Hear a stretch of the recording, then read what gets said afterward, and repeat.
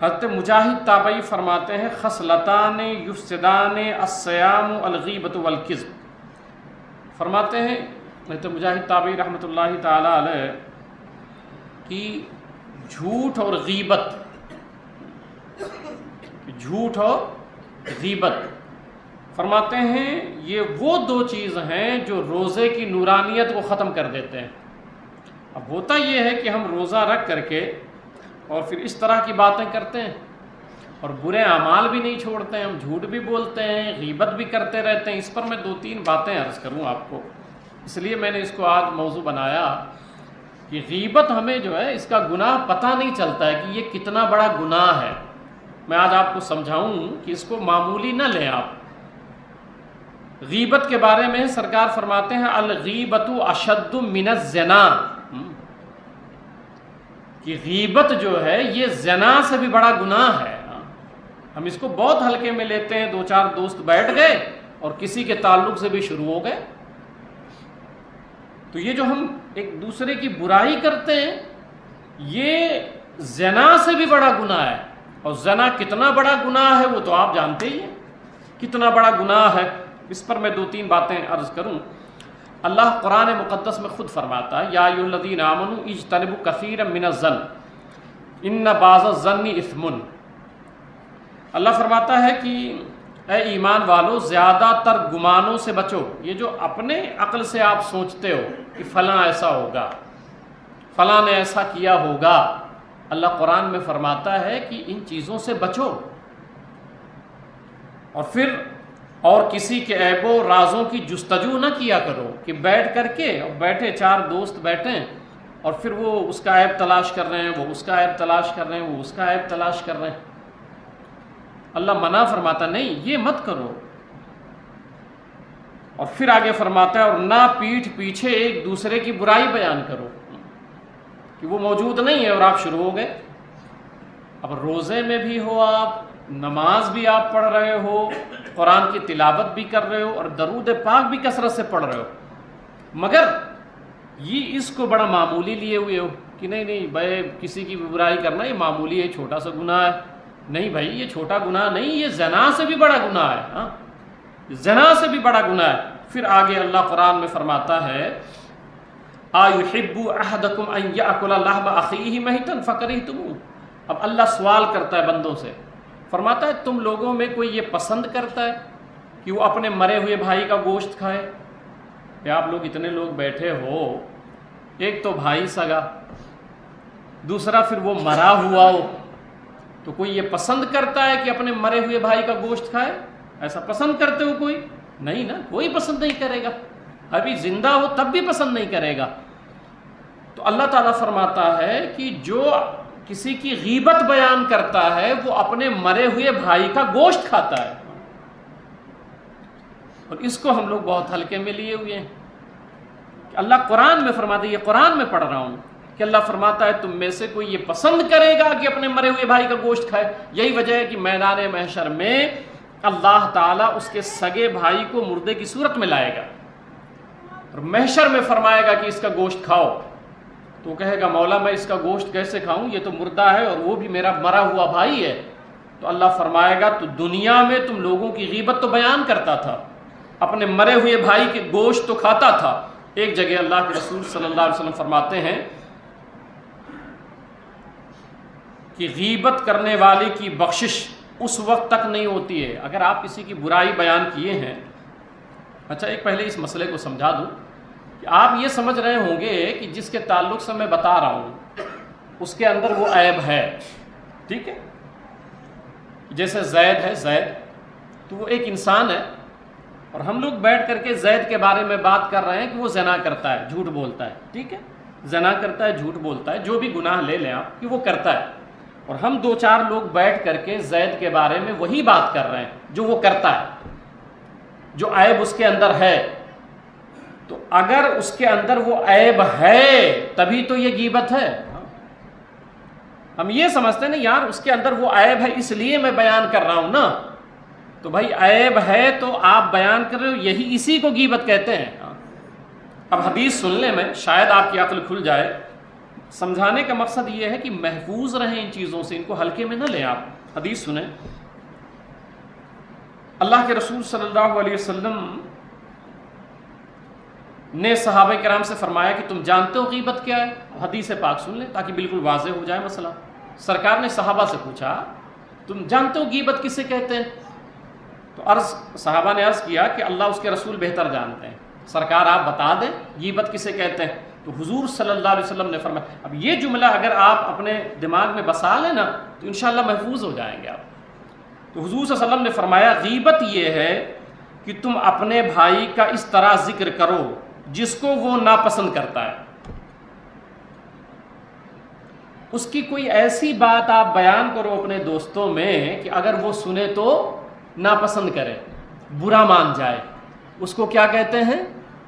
غیبت کہتے ہیں۔ پھر آگے فرمایا، پھر پوچھا گیا یا رسول اللہ صلی اللہ علیہ وسلم اگر وہ بات اس میں موجود ہو کہ جو ہم لوگ بات کر رہے ہیں آپس میں بیٹھ کر کے کہ نہیں یار وہ تو بڑا بیکار آدمی ہے، وہ تو ایسا ہے، وہ تو ویسا ہے،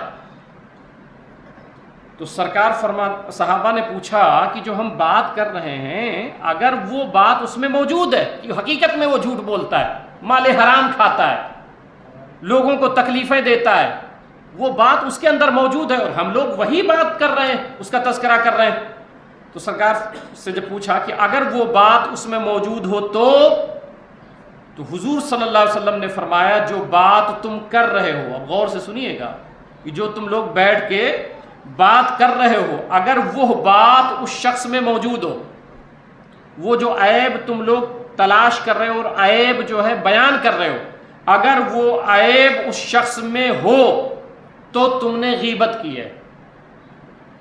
ایسا نہیں ہے کہ آپ اس کا عیب بیان کر رہے ہو تو آپ کو نیکی مل رہی ہے، نہیں، یہی غیبت ہے کہ کوئی بہت پاپی انسان ہے اور اس کا عیب آپ 4-6 بیٹھ کر کے بیان کر رہے ہو، اسی کو غیبت کہتے ہیں۔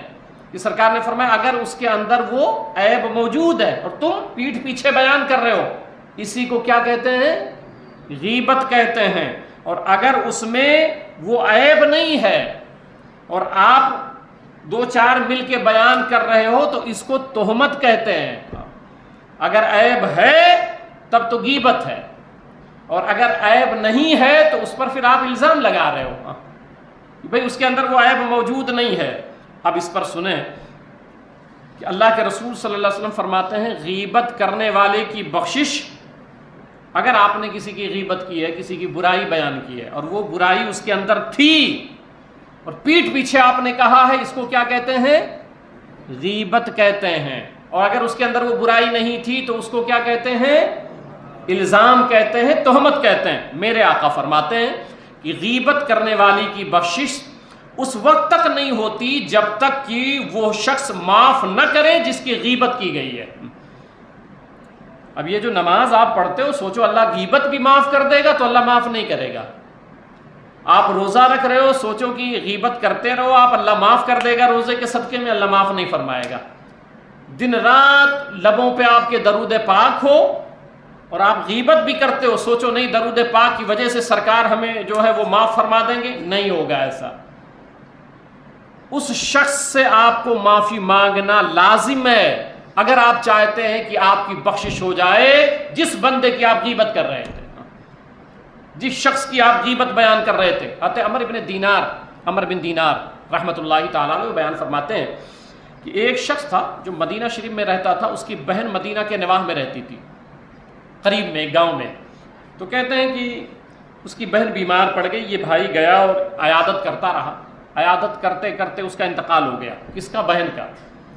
اب بھائی نے اس کی تجہیز و تکفین کر دی، دفن کر دیا۔ دفن کر کے جب واپس آیا، عمر بن دینار رحمۃ اللہ تعالیٰ علیہ فرماتے ہیں ایسے واقعات کبھی اللہ تعالیٰ بتا دیتا ہے ہمیں تاکہ ہمارے لیے عبرت ہو جائے، ہم بچ جائیں۔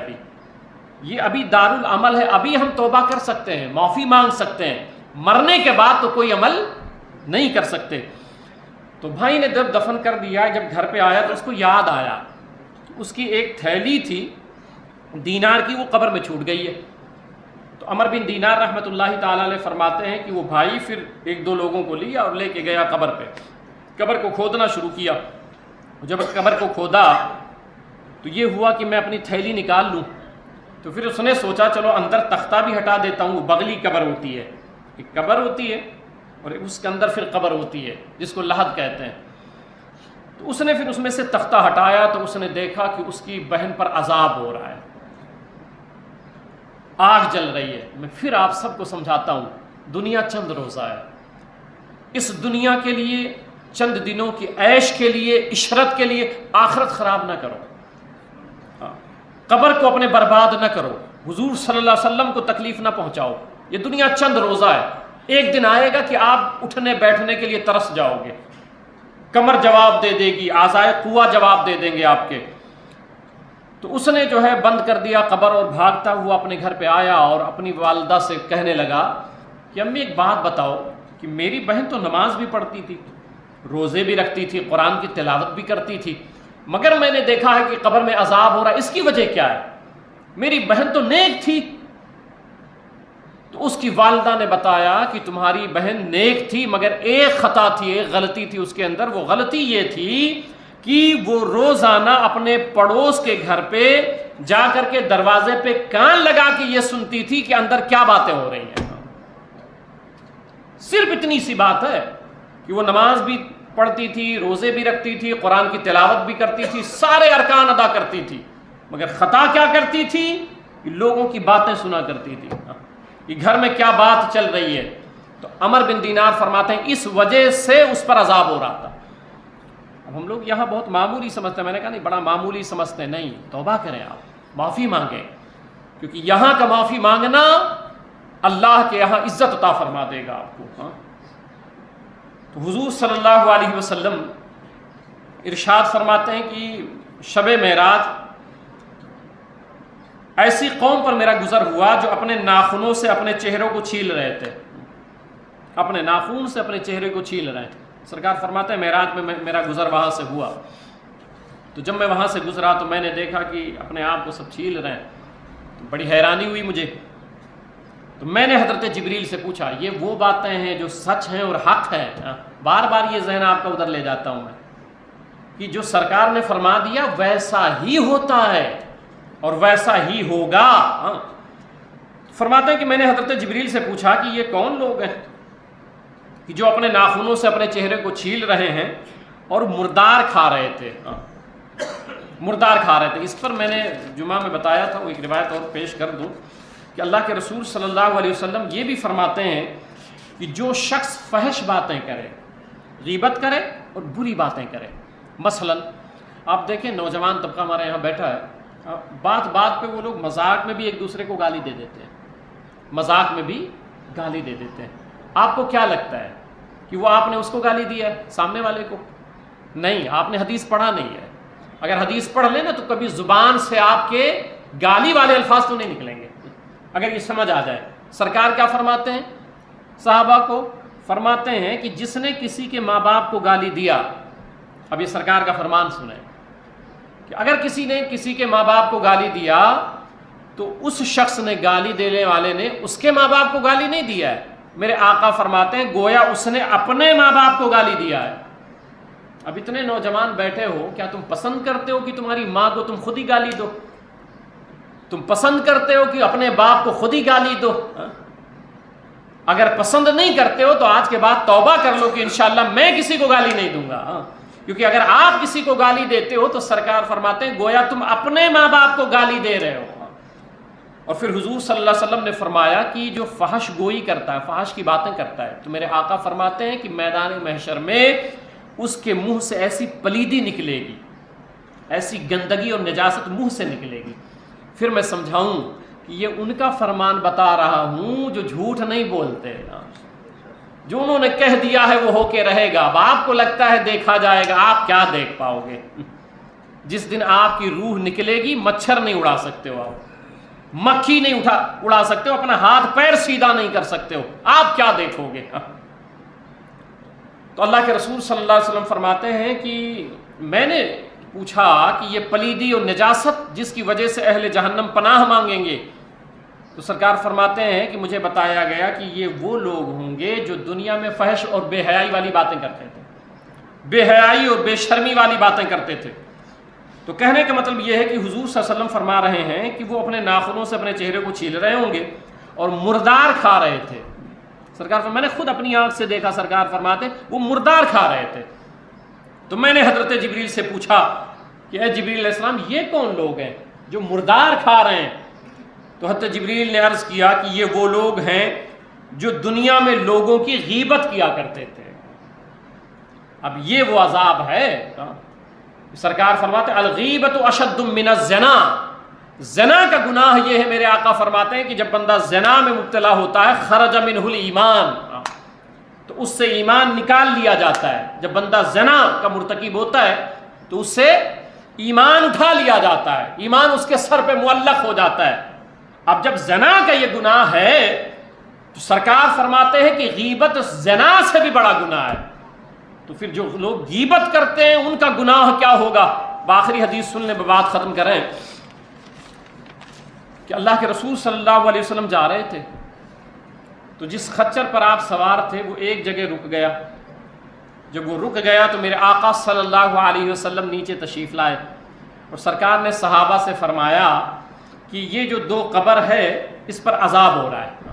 یہ بخاری اور مسلم میں متفق علیہ حدیث ہے، حضرت عبداللہ بن عباس سے روایت ہے. سرکار نے فرمایا کہ اس پر عذاب ہو رہا ہے. اور جس خچر پہ سوار تھے آقا علیہ السلام اس خچر کو پتہ چل گیا تھا کہ اس میں عذاب ہے، ہو رہا ہے. آپ سوچیں جو سرکار کے علم کی باتیں کی جاتی ہیں، سرکار جس خچر اور جانور پر سوار ہو جائیں وہ قبر کے اندر تک دیکھتا ہے. تو جب سواری کا یہ عالم ہے تو جو سوار ہے اس کا عالم کیا ہوگا؟ تو حضور صلی اللہ علیہ وسلم نیچے تشریف لائے اور سرکار علیہ السلام سے صحابہ نے پوچھا کہ یا رسول اللہ صلی اللہ علیہ وسلم، یہ بخاری مسلم متفق علیہ ہے کہ ان پر عذاب کیوں ہو رہا ہے؟ یہ سوال کیا حضور صلی اللہ علیہ وسلم سے. تو میرے آقا صلی اللہ علیہ وسلم ارشاد فرماتے ہیں کہ ان پر عذاب صرف اس بات پر ہو رہا ہے کہ اس میں سے ایک شخص ہے جو پیشاب کے چھینٹے سے نہیں بچتا تھا. اب یہ احتیاط کتنے لوگ کرتے ہو اور کتنے نہیں کرتے ہو یہ احساس کرو کہ جو پیشاب کے چھینٹے ہوتے ہیں تو میرے آقا فرماتے ہیں وہ بچتا نہیں تھا، اس وجہ سے اس پر عذاب ہو رہا ہے. اور دوسرا وہ شخص ہے کہ میرے آقا فرماتے ہیں کہ یہ لوگوں کی غیبت بیان کرتا تھا.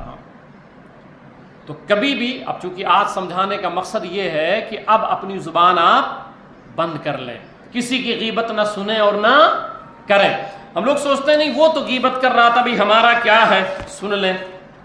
وہ غیبت کر رہا ہے اور آپ بیٹھے ہو سن رہے ہو تو آپ کا حال کیا ہے؟ سرکار علیہ السلام فرماتے ہیں المختاب والمستمع شریکان فی الاثم. سرکار فرماتے ہیں وہ جو غیبت کر رہا ہے اور جو بیٹھ کے چپ چاپ سن رہا ہے تو سننے والا بھی اتنا ہی بڑا گنہگار ہوگا جتنا کرنے والا گنہگار ہوتا ہے. تو اس لیے آپ تمامی حضرات آج کا جو درس ہے وہ یہ ہے کہ کم سے کم اپنی زبان غیبت سے بند کر لیں. میرے آقا علیہ السلام فرماتے ہیں، میں نے بتایا آپ کو کہ اگر اس کے اندر کوئی عیب ہے اور آپ بیٹھ کے 2-4 تذکرہ کر رہے ہو اس کو غیبت کہتے ہیں. اس کے اندر عیب ہے اور پھر اس کا عیب آپ 2-4 بیٹھ کے بیان کر رہے ہو اس کو غیبت کہتے ہیں. اور اگر وہ عیب نہیں ہے اس کے اندر تو پھر آپ الزام لگا رہے ہو، بہتان لگا رہے ہو. میرے آقا اسلام نے ہمیں اور آپ کو کیا نظریہ دیا وہ سنیں. میرے آقا صلی اللہ علیہ وسلم فرماتے ہیں ہمیں تو اس طرح مزاج رکھنا چاہیے کہ میرے آقا فرماتے ہیں کہ اگر کسی نے کسی کے اندر کوئی عیب دیکھ لیا، کوئی عیب دیکھ لیا اور اس نے اس کے عیب کو چھپا لیا. مسلمان کا کام ہوتا ہے کسی کے عیب کو چھپانا، اچھائیاں بیان کریں، آپ برائیوں کو چھپا لیں. میں حضور صلی اللہ علیہ وسلم شب معراج گئے تو آئے اور کہا کہ اللہ تعالیٰ نے مجھے ایک تاج دیا ہے تو اے ابو بکر صدیق اگر یہ تاج ولایت تم کو دے دوں تو کیا کرو گے؟ تو عرض کیا کہ یا رسول اللہ صلی اللہ علیہ وسلم پوری دنیا کو صدق و صفا سے بھر دوں گا. تو سرکار نے فرمایا نہیں. حضرت عمر بن خطاب رضی اللہ عنہ کو بلایا، کہا یہ تاج ولایت میرے پاس ہے، اگر میں تم کو دے دوں تو کیا کرو گے؟ عرض کیا یا رسول اللہ صلی اللہ علیہ وسلم پوری دنیا میں عدل و انصاف ہوگا. سرکار نے فرمایا نہیں. حضرت عثمان غنی کو بلایا، کیا کرو گے؟ یا رسول اللہ صلی اللہ علیہ وسلم پوری دنیا شرم و حیا کی پیکر ہو جائے گی. سرکار نے فرمایا نہیں، کیونکہ اللہ تعالیٰ نے جب وہ تاج دیا تو میرے آقا کو فرمایا تھا جو ایسا ایسا کہے گا اس کو یہ تاج ولایت دے دینا. تو حضور صلی اللہ علیہ وسلم نے پھر مولا علی کو بلایا. ہم لوگ اولیاء کرام کے ماننے والے ہیں نا، دل کو بڑا کریں، لوگوں کو معاف کرنا سیکھیں. اپنی ذات سے کسی کو تکلیف نہ پہنچائیں، ایذا نہ دے ویں، کبھی ایذا نہ دے ویں۔ تو حضرت مولا علی کو بلایا اور فرمایا کہ یہ تاج ولایت ہے، اگر تم کو دے دوں تو کیا کرو گے؟ تو عرض کرتے ہیں کہ یا رسول اللہ صلی اللہ علیہ وسلم، اولیاء کرام کے سب ماننے والے ہو، اب اس جملے کو اپنے ذہن میں بسا لینا، اگر تھوڑی بھی محبت کسی ولی کی ہے تو۔ کہ مولا علی فرماتے ہیں کہ یا رسول اللہ صلی اللہ علیہ وسلم، آپ کی امتیوں میں سے اگر کسی کے ہاں کوئی عیب دیکھوں گا، امت میں سے کسی کے اندر کوئی عیب دیکھوں گا تو چھپا لوں گا، وہ ڈھانپ دوں گا میں۔ اگر کوئی عیب نظر آیا تو میں چھپا دوں گا اس کو، اور اگر کوئی اچھائی دیکھوں گا تو سب لوگوں میں بیان کروں گا۔ تو سرکار اسلام مسکرائے اور فرمایا جو تم کہہ رہے ہو وہی اللہ نے کہہ کے مجھے بھیجا ہے کہ اے حبیب یہ تاج ولایت اسی کو دینا جو اچھائیوں کا بیان کرے گا اور برائیوں کو ڈھانپ دے گا۔ آپ سب مولا علی کو مانتے ہو کہ نہیں مانتے ہو؟ اولیاء کرام کو مانتے ہو کہ نہیں مانتے ہو؟ تو اب ان کا عمل یہ ہے، تاج ولایت کس بات پہ ملی ہے؟ برائیاں چھپا دوں گا، اچھائیاں لوگوں میں بیان کر دوں گا۔ تو اگر اولیاء کرام سے محبت ہے تو آج سے یہی مشغلہ اپناؤ، کسی کے اندر کوئی برائی دیکھو چھپا دو، اچھائی دیکھو لوگوں میں بیان کر دو۔ میرے آقا صلی اللہ علیہ وسلم ارشاد فرماتے ہیں کہ اگر کسی کے اندر کوئی عیب ہے اور برائی ہے اور کوئی مسلمان ہے جو اس کو چھپا دیتا ہے، میں اس پر ایک حدیث صرف عرض کر دیتا ہوں کہ حضور صلی اللہ علیہ وسلم نے فرمایا ہر مسلمان پر، آپ سب جتنے بیٹھے ہو، ہر مسلمان پر دوسرے مسلمان کا خون، مال اور عزت حرام ہے۔ یہ صحیح بخاری ہے کہ آپ کسی کی عزت کے ساتھ کھیل نہیں سکتے، یہ حرام ہے آپ پر۔ اگر آپ ایسا کریں گے تو میرے آقا فرماتے ہیں اس وقت تک ایسے شخص کو موت نہیں آئے گی جب تک اسی گناہ میں اللہ اسے مبتلا نہ فرما دے گا۔ تو اس لیے توبہ کریں، ان چیزوں سے باز آئیں۔ تو میرے آقا صلی اللہ علیہ وسلم فرماتے ہیں کسی نے کسی کے اندر کوئی عیب دیکھا اور عیب کو چھپا لیا، عیب کو ڈھانپ دیا، تو عیب چھپانے والے کو اللہ اتنا ثواب دیتا ہے، اتنی نیکی ملتی ہے جتنا کہ ایک شخص ہے جس نے کسی زندہ دفن کی ہوئی لڑکی کو بچا لیا ہے۔ یعنی کوئی شخص زندہ دفن کر دی گئی ہو لڑکی زمین میں اور اس کو بچا لے گئے، اتنا ثواب اس بندے کو اللہ تعالیٰ فرماتا ہے جو کسی کا عیب دیکھے اور چھپا لیتا ہے۔ تو عیبوں کو چھپاؤ اور اچھائیاں بیان کرو، پرسکون زندگی گزارو۔ اللہ سے دعا کرو کہ اللہ تعالیٰ ہم لوگوں نے اگر کسی کی غیبت کی ہے تو اللہ تعالیٰ ہم سبوں کو بھی معاف فرمائے اور ایک دوسرے سے معافی مانگ لیں تاکہ میدان محشر میں شرمندگی نہ ہو۔ اللہ تعالیٰ ہم سبوں کو نیکیوں کی توفیق عطا فرمائے۔